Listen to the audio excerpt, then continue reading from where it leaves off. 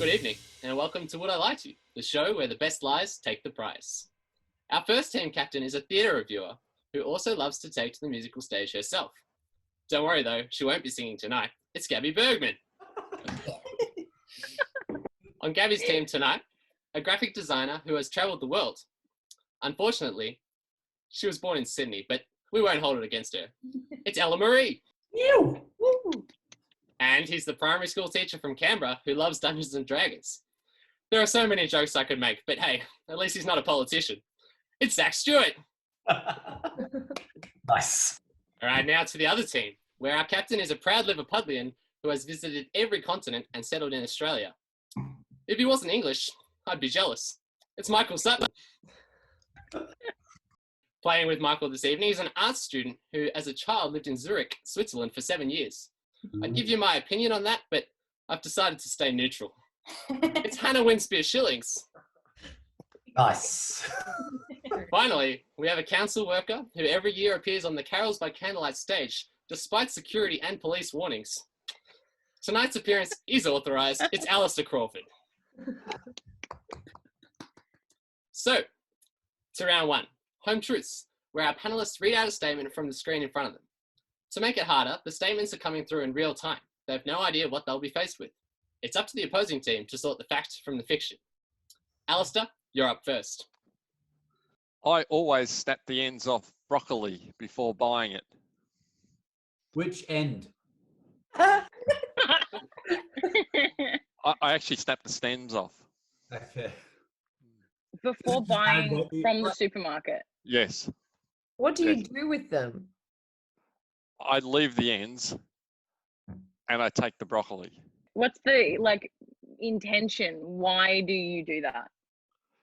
Well, I don't really eat the ends when I get home anyway, because they're really thick and gnarly, and they also weigh the most. So I think, why am I paying for that? Because they've just cut it off at the heaviest end. If they cut it off higher up. Sorry, you're telling me that you leave a bunch of broccoli stalks in the supermarket Yes. for some poor bastard coming to buy their broccoli. Yeah, or and give it to the rat. Or give it to the. There's just no flowers. Or give it to the rabbits. Yeah, whatever. Yeah. I only eat the stalk, so this is perfect for me. Oh, a match made in heaven. How? Yeah. Yeah. What do you mean? How? How do you break off the end? I imagine it's something like this. Yeah. That's right. Check. You do. I've had a raw broccoli before. It's not that easy to Twist just that off. snap the Twist thing that off. You have to pluck each flower. You've got to do it like you mean it. What Has does anyone the ever seen you do this? I'm waiting, to be honest. I've been doing it for a long time, and I'm secretly waiting to be caught. Because in the same supermarket every time? no, wherever I am, I don't discriminate. You're like My a stalk serial popping. broccoli breaker. No, Yeah, we're I just going to see on the news one day. Yeah, no, I'm secretly waiting to be caught because sometimes you buy fruit at the supermarket and you know the whole batch is wrong because you get home and you think, well, this is rubbish fruit, and they must have sold the same batch to everyone that day. So it's also, even though I've always been doing it, now I feel like I can justify it because it's my little payback for the bad fruit that they've sold me. So. But you said No. they're from different supermarkets, so how can you say that there's a consistency in the bad fruit? It's just generally my life. If I go, I know this is going on in the world, so I'm quite happy to snap my broccoli ends off. What does the cashier say? I find that the cashiers don't really notice or care. And It what would do they go- totally go through self-serve with that. There's a level of shame. I wouldn't know. I don't care. associated. I'm waiting to be caught. I'm waiting to be caught. Damn it. I'm waiting to be Right, hold caught. on. Let's have the Like, conversation. They have been selling broccoli ends to people that do not need them and put them in the bin. You eat them. I don't. Lots of people don't. Do you eat broccolini? Yes. Happy. Yes. All happy. Just not But the that's stems. all store. Not the stems. Broccolini is Yeah, like but it's 80% not. But it's not hard stalks and of woody. flour. That's not hard and woody. I You don't. cook Cut it. that bit off. Well, I snap the ends off. What's that other stuff? That makes your wee smell funny. Asparagus. Asparagus. I get rid of What? those. Okay. I Alistair. cannot get around this. I'm Alistair. sorry. I've tried to snap raw broccoli off the stem. It's not a simple feat, and I feel like doing that in the middle of a supermarket would attract some attention. Yeah. Well, everyone You're like needs a hobby. wrestling a broccoli head in the middle of the aisle. It sounds bad when you say it like that. Is that not what happens? Or do you have like secret shears that you just whip out in the No, supermarket? I snapped them off. All right. Well, Yeah, I can't get around it, team. I don't know about you. Zach, can you get around it? No. Okay, Alistair. All right, you have your big piece of broccoli. Yeah, Magically, however you do it, you snap the stem off. yeah. What are you left with? You're left with some of the stem and the rest of the floret bunch. But you don't have lots of wood involved. Like there's a tree at the end of most broccoli. Would Have a good look at it. okay. My question then is, I find that if you pull the flowers off the broccoli, they break apart into little like. No, Yeah, but I take the Yeah. no. I'm taking the stem no. off. It's all very contained. It's all very contained. But how No. can you Pressure you have to put on. decide at what point the stem snaps? That It tells me. It gives tells you the least the amount. The broccoli of tells stem. me. The broccoli tells me. No, I'm absolutely not. I'm sorry. No. Ella, are you in agreement? Yeah, no, definitely not. No, we're going false. All right. So Gabby's team are saying it's false and that it's a lie. Alistair? Oh man, it is so true. Is it so strange? You're a terrible person. What supermarkets do you shop at? So that For we real? can, like, If you want to know which ones I shop at, just follow the trail. Oh my god! It is true. Alistair always snaps the ends off the broccoli before he buys them. wow, that's a new low. Next, we have Zach. All right, I believe the objectively perfect shower exists somewhere out there. And since 2017, I have written a review of every shower I have used.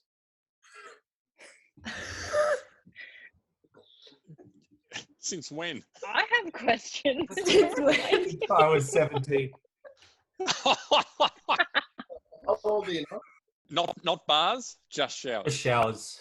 Okay. Yeah, I feel like it's like the difference between cars and motorbikes. Like motorbikes are just like more interesting and niche, and you can like talk about them more. It's the same. Like showers, just there's more variation in between showers. And, What can you talk about with a shower?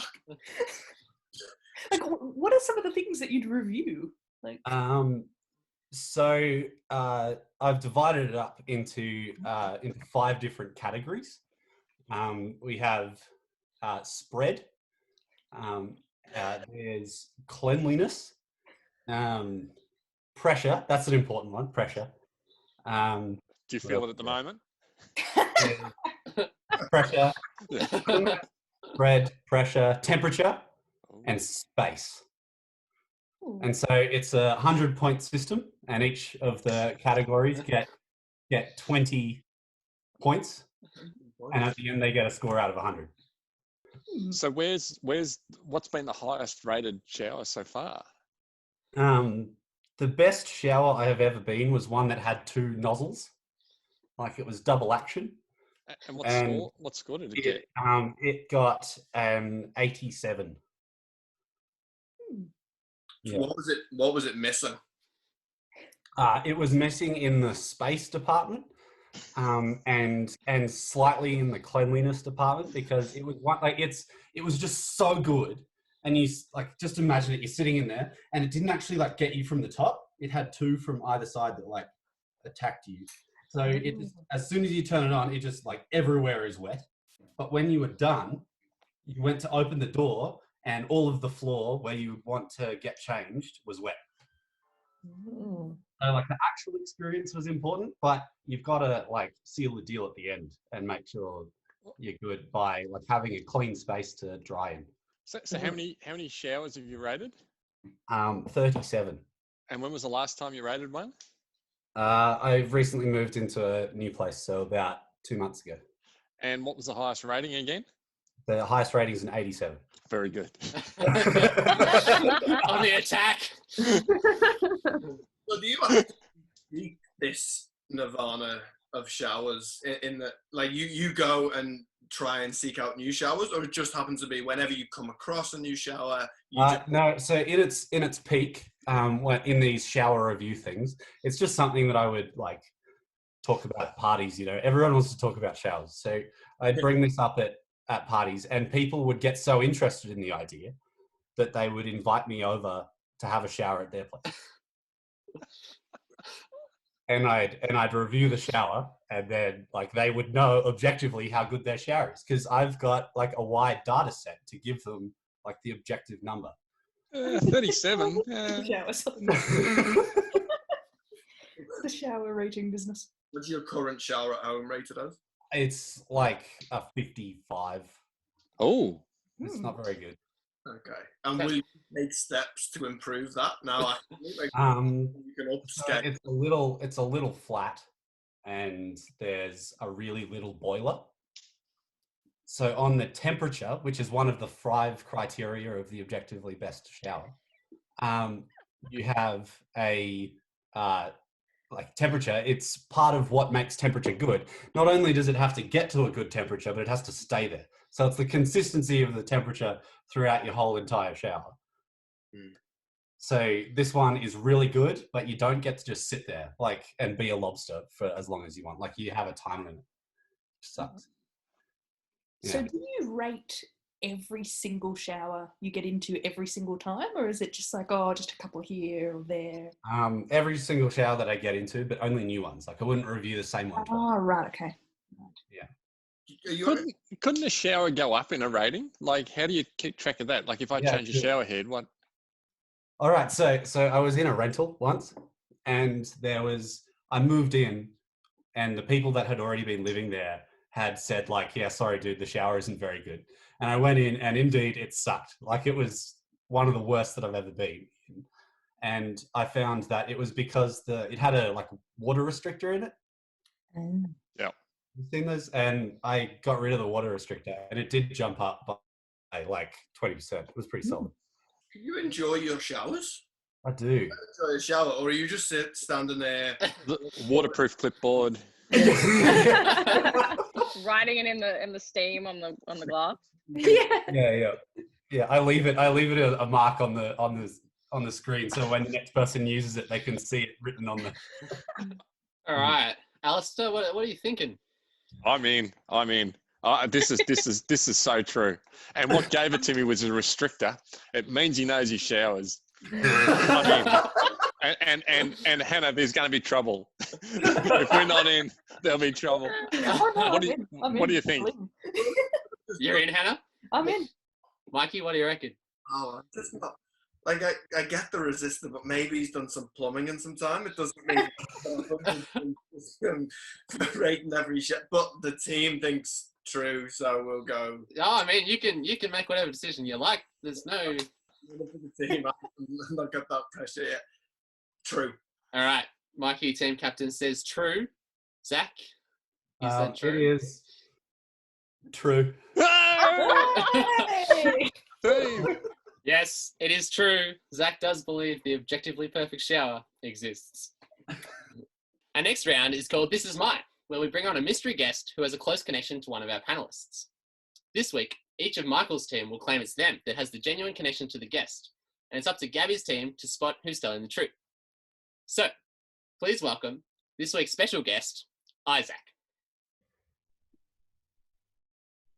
Go on. All right. Ooh. He's in. Allister, could you please reveal your connection to Isaac? This is Isaac, and during the Fink Desert Outback Road Race, Isaac and I rescued a golden retriever from a gum tree. Mikey, could you please tell us how you know Isaac? Yep, sure. This is Isaac, and every year he dresses up as Father Christmas for me. All right. And now we have Hannah. Could you please explain to us how you know Isaac? Well, this is Isaac, and while wheeling out a carriage at a medieval reenactment, I ran over his foot and broke his toe. There we go. There are the 3 stories. Gabi's team, who would you like to ask a question of? I mean, I want to go Michael, and ask if it's just for you, That or was my whether question. as in like he comes just to your place dressed as Father Christmas, because then there's a whole lot of other questions. Well, is that your question? Does he come to my place? Yeah. He has. It's so it's not as weird as it sounds. Okay. We started off. Actually, it was my wife and I started off having dress-up parties, which could sound even weirder, but it's not. It's harmless. We started off having dress-up parties. One of those parties was a Christmas party, and what is a Christmas party without a Father Christmas? So, did it progress into something else, or it's just like every year you go to the same party? So it has progressed, I suppose, like these things do, in that we would have parties every year, quite popular. Lots of people would come from all over, quite famous. They got busier and busier.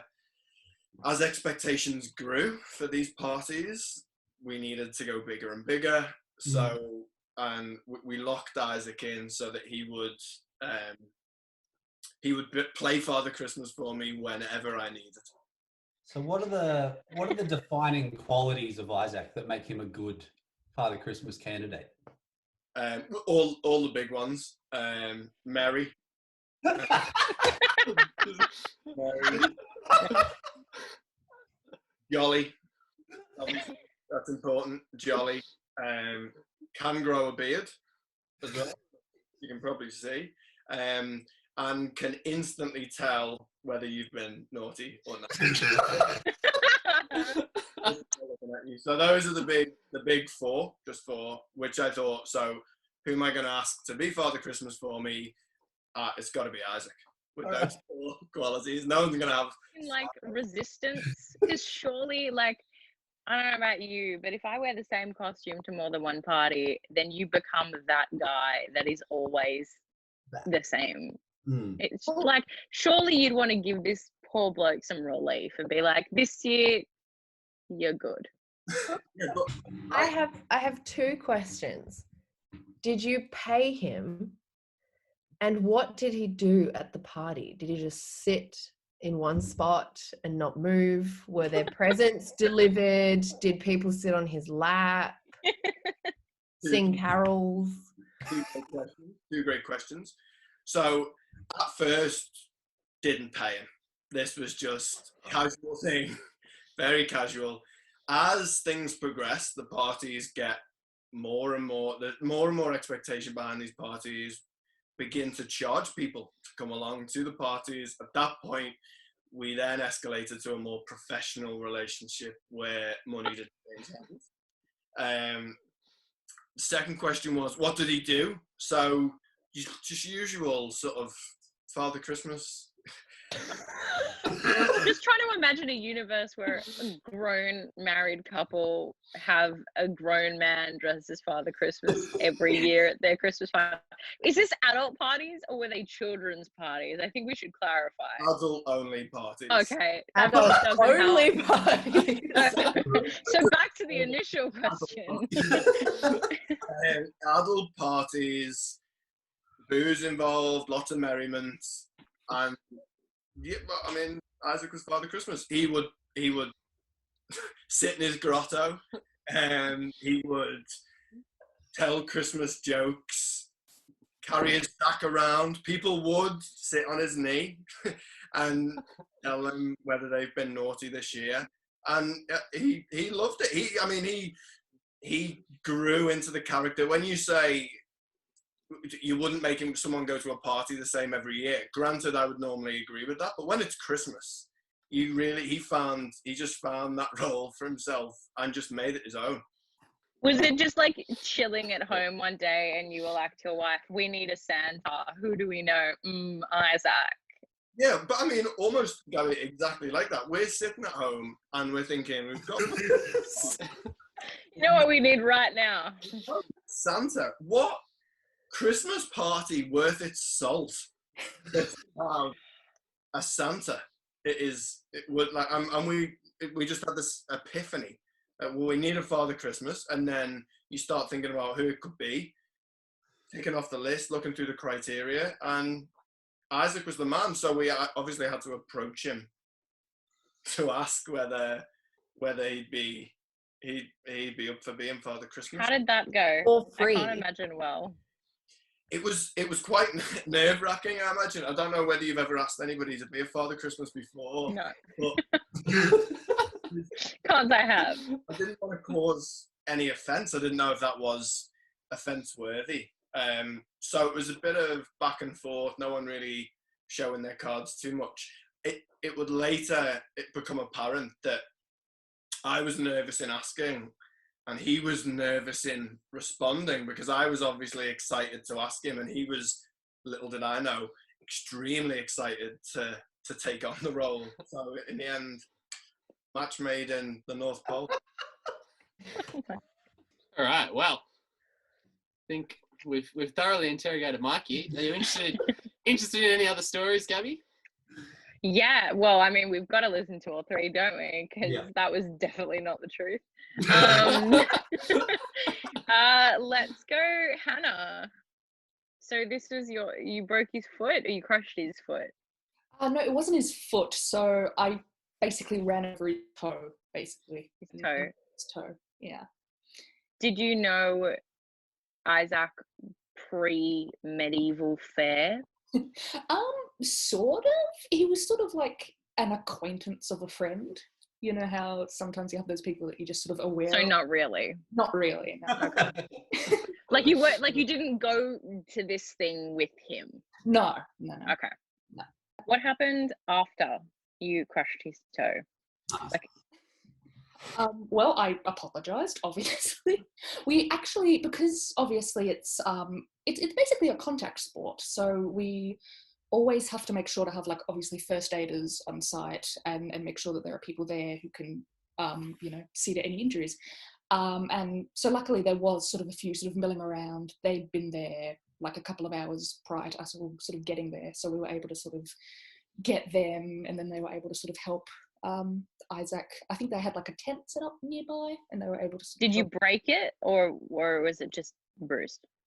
Well, I'm not really sure, because they sort of whisked Isaac away, and I sort of didn't really know, because we didn't really know each other, so I wasn't sure whether like I should go up to him and talk to him about it or whatever it was.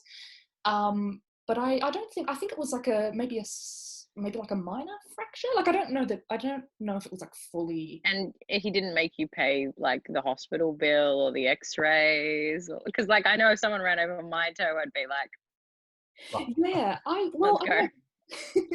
No, luckily not, because it was all of it, because there were quite a few people around. So I think, and it was like a pretty, like this chariot was like quite a huge thing, because there were like 3 or 4 of us carrying it through this particular marketplace area. So I guess maybe he assumed it was someone else. I don't know, maybe. Yeah, I don't know, because they're about, I think Not anymore. Not anymore, yeah. Sorry, Isaac. Gonna get a bill in the mail now. All right. Shall we, or do you want to ask Allister any questions? Have you ruled him out, or what's the thoughts? No, What was his story? Something about a Labrador in a tree. Yeah, Oh, right. Labrador up a gum tree. Would you like to just recall for us, Allister, the event? This is Isaac, and during the Think Outback Desert Race, Izzy and I rescued a golden retriever from a gum tree. Golden retriever. So this desert race. Yes. What, where, when, how, why? It sort of runs from Desert? Alice Springs. It runs from Alice Springs down to a place called Fink. Yep. On the old Fink River. And you can do it mostly by motorbikes or buggies or whatever you do now, and it runs sort of through the desert. And it just was at that we had this incident. All right. What's your relation to Isaac? We were both on a support crew for the race, and we used to sort of do motorcycling together with a group of mates, and one of his friends was really good and invited me along to be part of the support crew. Do you know what the golden retriever was doing up the tree? Retrieving. There was a beach ball, and we were trying to entertain the dog, and we were trying to entertain ourselves, and we knew not to give it chocolate. The ball actually went up a tree, and most of the trees are sort of deserty, spindly things, but on the river they're more gums, and this was leaning right over. It's quite thick, and the dog just went straight up the tree after the ball, and then because of the other, Up the tree. along, it's like the tree Okay. was a bent tree over the river, and quite a wide trunk, and it That was really, going to be my next question. No, 'cause it didn't I have climb never it. seen No, a dog just no, it didn't like climb go it, up but a it, tree. but what it did do, it ran up it. It didn't go, it's maybe, I don't know, 4 meters, but it couldn't turn around because of the smaller branches out of it. So, and the ball was still there. So it was sort of, then it realized what it had done. And Izzy and I it wasn't our dog, and Izzy and I sort of looked at each other and thought, well, we'd better do something here and sort this dog out, because it was sort of our fault a bit because we're mucking around with the beach ball. So what were you doing at the time that you didn't see the dog climbing the tree and think, oh, hey, no. I should stop this dog from climbing a tree? No, we saw it, and we're making all And these you sorts. left it. Well, we're making all these jokes, like those jokes, and the dog took off and went up. It just ran up along the tree before we could do anything about it. It was amazing, and the dog was it was one of those goofy sort of tongue hanging out sort of dogs, and it didn't give the appearance it was sort of a tree runner or climber, but that's what it did, and we were a fair way away too. I don't know, 10 meters away maybe. So. All right. Yeah, when I think golden retrievers, I don't think climbing trees. So Give me your play-by-play strategy that you and Isaac used to get this dog down the tree. We walked up the tree, we grabbed the dog, we came back down the tree. All right, great strategy. Thanks for Why did that need 2 people? I could do it for a living. Sorry, what was that? What was that? All right. I feel like you're all liars. here's like I was taking notes. I don't know if that's neurotic, but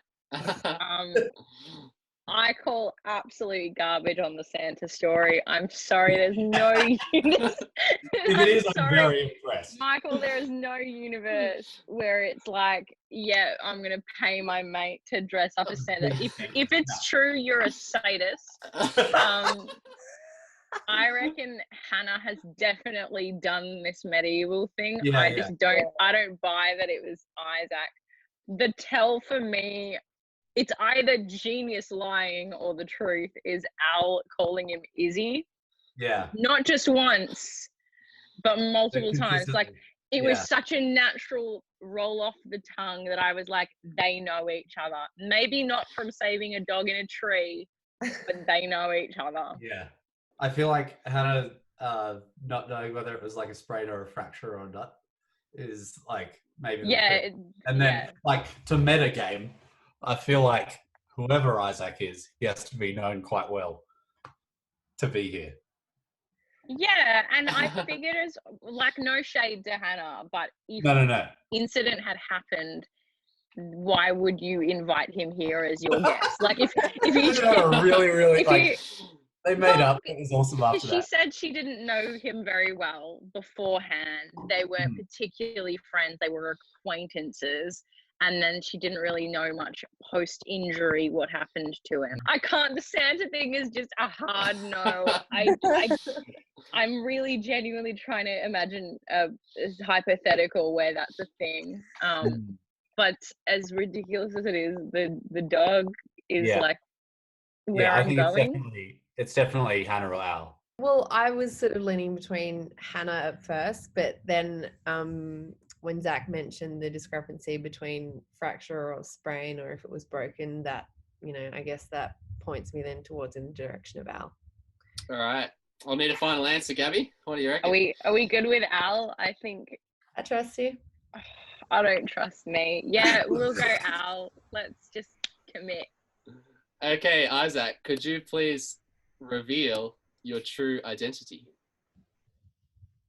Hi everyone, I'm Isaac, and every year I dress up as Santa Claus for Michael. No way! What? Yes, Isaac is Michael's festive Father Christmas. Oh! Why? Michael, you're a terrible friend. You get paid? I pay him a fair wage.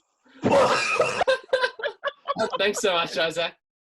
Which brings us to our final round, quickfire lies. To Ella. I once broke my nose on an exhibit at the German Hygiene Museum.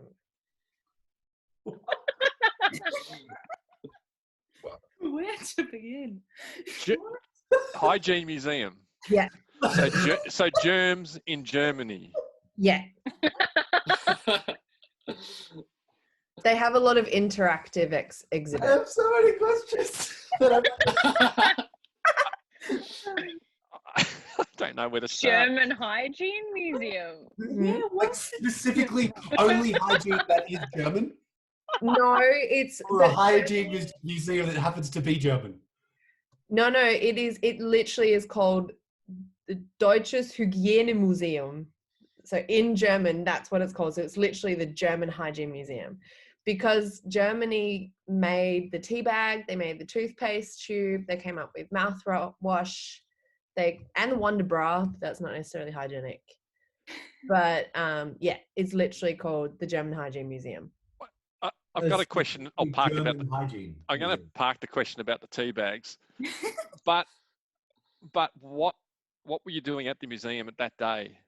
So I was couch surfing. It's located in Dresden, in Germany. And I was couch surfing and I was looking up things to do. And my host had never been to this museum, and they had some really cool exhibits on. And it's all about the human, like they have a permanent exhibition, which is all about the human body experience. So you go from diseases, which is where I broke my nose, and you go through digestive systems and sexual reproduction. There's even like a brain activity exercise thing that you do. I mean, as an Englishman, first of all, I'm just going to set aside the fact that Germany are trying to claim the tea bag. Yeah, not I tea. tried to park it. But we'll humour you. Which exhibit exactly? How did the incident happen? So it was in the disease section, and they have all of these different tools and props that you can wear to emulate different types of diseases. And what happened was they have, like, you know, a gardening broom that have really thick plastic bristles on the bottom. So they had those, but they'd put straps on top of them so you could walk in them to sort of suggest the feeling, I think it was Parkinson's or some sort of disease where you're unstable when you're walking. And so I'm walking through this museum on basically garden brooms on either foot, and I'm not balanced without garden brooms on my feet. And yeah, happened to fall into the nearest exhibit, which had a little embryo in it. But don't bring up more things to ask questions about. Sorry. Did they clean the blood up in a way that was safe? Well, it's the Hygiene Museum. Well, I know, that's why I'm asking. Did they get something out of a cabinet? Did they break an exhibit open and get out some rubber gloves and some ammonia or? No, they're like dressed, ready to go. They're like in like full body suits, gloves, you know, waiting, like hand sanitizer, which is very topical, but you know, they're just waiting for anything to happen. Because they're also children's exhibits, so they just have to be careful. Yeah. So they're cleaning the surrounds, obviously, they're pumping out their hand sanitizer. How did they deal with you? You've got a broken nose. What was the aftermath like? Well, at that time, I didn't speak German, so it was kind of awkward. So my host, who also wasn't great with blood, was trying to communicate with them what had happened. And at the time, they just sort of, it's not a very wide exhibition space, so they just sort of let me up. Like I sat down on the floor, leant against the wall, and they just stuck a tampon up there. In the Hygiene Museum? Yeah. Fresh? I have to ask, fresh? I really want this to be true. And can I ask, how many days did you stay in Dusseldorf? In Dresden. Oh, Dresden, sorry, yeah. I had to extend it. I was going to my cousin's birthday in Vienna. Yeah. So I had to extend it. I was there for about a week, and then I thought I want to see family and not stay with a stranger while I'm in pain for much longer. So Yes. And what day did they take the tampon out? What day? Oh, that was just like for that time. So Oh, it right, was right, while yeah, I was in the yeah. museum. Yeah, Yeah. on the day. Gosh. Oh God, I hope this is true. I really hope this is true. Yeah, like it feels so true to me. Oh, What are our first or our current impressions, Mikey's team? I'm not buying it. Oh. I don't know. I just see like the hygiene museum, and like it seems It's my more- favorite museum in the world. Big I'm claim. not kidding. she hasn't been to a lot of museums, clearly. Like the way you described it, like how there was like all the different sections, it sounded more like a general science museum rather than like a specific hygiene. But it was really clean. Well, I think it probably is more general, but the name is still the German Hygiene Museum. I'm very happy with the hygiene museum. I can see Germany having one. I can see you going to one. I can see it all. The weakness for me is this actually incident. That's what I'm debating in my head. And I mean, the joy on your face talking about this museum, I'm in. But Could in you fact, just I imagine, though, want to go. As soon as we've done the showering with Zach, Yes. I'm over to the hygiene museum. And in that order. Your nose looks. Can you go a bit closer to your laptop screen so we can have a bit of a look? and a top underneath. Great as an eye. Underneath, that's dirty in there. Yeah. Hey, I have sinus issues now. Like do you? So do I. And I did the. Okay, I'm in. True. Like I have to use a nose wash every night. Yeah. I hear you. In. Mikey, what are you? That's it. What? Which way are you leaning? Anna, did you say no? I thought, Yeah, well, I don't know. I'm going to say not true. But I I don't know what to believe anymore. But this, I mean, I think Al's the best liar I've ever come across. So I feel like he would spot one, and that's She's better. Al's better than me. Al's better than me. We go to this museum. True. I think let's say true. All right. They've gone with true. Ella, is it true? It is a lie. Oh my gosh! Unbelievable. And that noise signals time is up. It's the end of the show, and I can reveal that Mikey's team have won by 3 points to 1. God. But thank you for watching. We'll see you next time. Good night.